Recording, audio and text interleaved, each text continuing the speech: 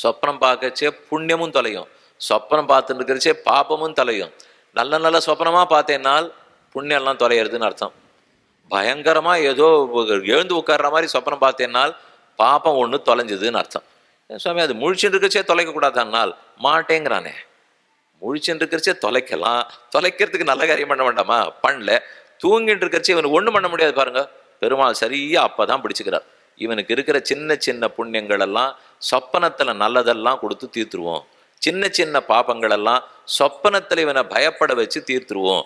நம்மை அறியாமல் தூங்கி கொண்டிருக்கும் போதும் கர்மங்கள் கழிகின்றன. அந்த அளவுக்கு பார்த்துட்டே இருக்கிறச்சே தெரியல, தூங்கிட்டே இருக்கிறச்சே தெரியல, எடுத்துன்னு போயிடுறார். ஹரதி, அதனாலதான் திருடுகிறார். நாம் செய்த குற்றங்களை பாபங்களை நம்மிடத்திலிருந்து திருடுகிறார். ஹரிஹி, இது முதல் சொல்.